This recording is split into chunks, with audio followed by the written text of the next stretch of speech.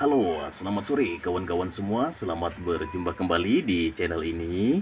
Pada kesempatan sore yang berbahagia ini, saya akan berbagi informasi kepada kawan-kawan, yakni bagaimana cara penanganan dan mengatasi serangan hama yang biasa menyerang anggrek-anggrek kesayangan kawan-kawan. Nah, salah cara kawan-kawan menangani bisa menyebabkan hama tersebut kebal atau resisten terhadap berbagai macam jenis insektisida, ya bahkan tidak bisa mati kawan ya. Nanti malah akan terus berkembang biak. Tentu saja ini sangat-sangat berbahaya. Maka kawan-kawan wajib menyimaknya dengan seksama. Nah, secara umum ada 3 jenis hama yang biasa menyerang anggrek-anggrek kesayangan kawan-kawan. Yang pertama yakni jamur. Nah, hama yang disebabkan oleh jamur, saya sudah membuatkan videonya tersendiri ya kawan. Tinggal kawan-kawan nanti buka, akan saya cantumkan linknya pada kolom deskripsi ataupun kolom komentar. Nah, kemudian hama yang kedua yakni serangga. Dan yang ketiga yakni tungau atau kutu daun. Nah, bagaimana cara penanganan terhadap hama tersebut? Nah, langkah yang pertama, kawan-kawan wajib memiliki 2 jenis insektisida yang memiliki 2 cara kerja yang berbeda. Nah, untuk mereknya silahkan kawan-kawan cari merek apa saja. Yang penting wajib ada 2 jenis insektisida yang memiliki cara kerja yang berbeda. Nah, apa saja dan apa fungsinya, kenapa harus 2? Nah, tidak satu saja gitu kawan ya. Oke, pertama, kawan-kawan siapkan insektisida yang bersifat kontak kawan ya. Kemudian yang kedua, yakni siapkan kawan-kawan insektisida yang memiliki cara kerja bersifat sistemik kawan ya. Nah, nanti fungsinya apa akan saya jelaskan, tetapi kenapa kita wajib memiliki 2 jenis insektisida yang memiliki cara kerja yang berbeda? Nah, salah satu tujuannya untuk mencegah terjadinya resistensi atau kekebalan pada hama tersebut.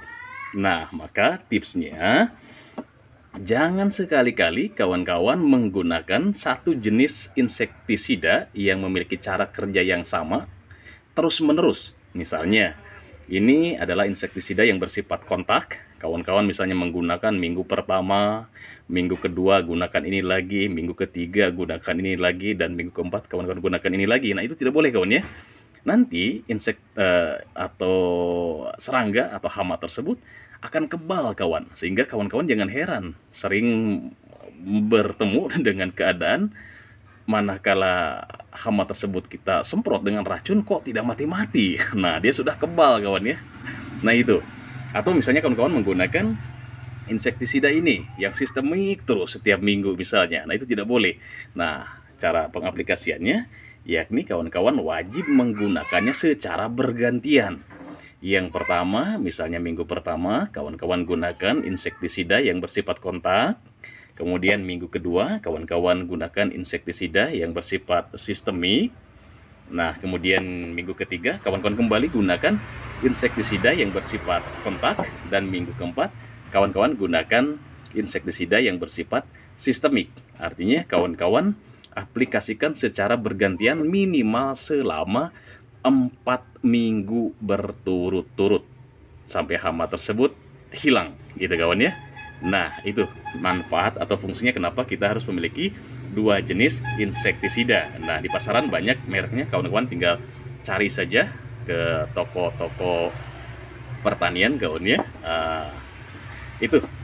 Nah, bagaimana cara pengaplikasiannya? Nah, ini yang wajib kawan-kawan ketahui. Setiap jenis serangan hama itu memiliki karakteristik berbeda kawan ya. Nah, contoh ini yang kawan-kawan lihat saat ini, biasanya anggrek kita akan nampak ada bercak-bercak kuning, seperti ini kawan ya. Nah, ini hama kawan ya. Nah, ini disebabkan oleh serangga kawan. Nah, serangganya sangat-sangat kecil. Nah, serangga ini akan melukai pada bagian bawah daun biasanya. Nah, ketika dilukai, serangga tersebut biasanya akan bertelur. Nah, nanti ketika telur-telurnya netas itu akan menjadi ulat kawan ya. Nah, dia hidupnya di dalam daun ini kawan, pada daging daun, tidak hidup di luar. Nah, untuk serangga jenis ini kawan ya. Nah, dia akan berkembang sampai dewasa, kemudian menjadi larva, dan dia akan keluar terbang kemanapun yang dia suka. Itu kawan ya. Nah, maka cara mengatasi hama ini, kawan-kawan semprotkan insektisida yang bersifat kontak terlebih dahulu. Tujuannya apa? Yakni untuk memberantas indukannya. Nah, apa fungsi insektisida yang bersifat kontak? Yakni secara sederhana, insektisida ini akan berfungsi memberantas hama tersebut manakala racun ini bersentuhan langsung dengan hama tersebut. Kalau tidak tersentuh langsung oleh insektisida ini, hama tersebut tidak akan mati kawan ya. Nah, itu dia. Nah, tujuannya adalah untuk membunuh indukannya. Nah, tetapi untuk insektisida yang bersifat kontak ini, masalahnya dia tidak akan berfungsi untuk memberantas anaknya atau ulat-ulat yang ada di dalam daun ini. Kenapa? Karena terlindungi oleh kulit bagian luar daun ini, sehingga insektisida tersebut tidak akan bisa menembus pada bagian daun ini, karena tadi ulat-ulatnya itu ada pada bagian dalam daging daun kawan ya. Nah, maka pada minggu kedua kawan-kawan semprotkan insektisida yang bersifat sistemik. Nah, apa insektisida yang bersifat sistemik ini? Nah, ini kawan ya. Silahkan kawan-kawan cari mereknya, banyak.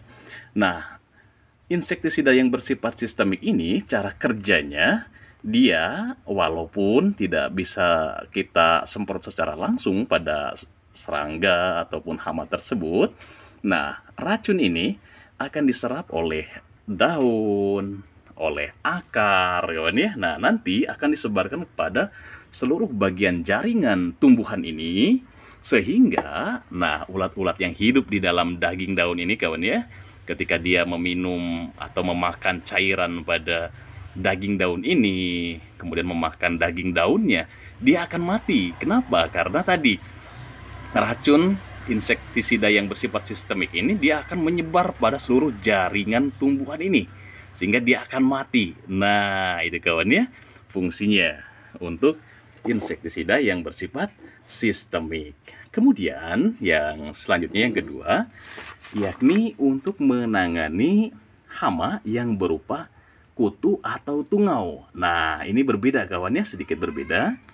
Nah, untuk tungau ini dia hidup dan berkembang biak pada bagian luar daun. Dia memakan daging daun pada bagian luarnya. Nah, kawan-kawan bisa lihat, ini pada bagian bawah itu nampak rusak daunnya, tetapi pada bagian atas itu tidak kawannya, mulus kawan.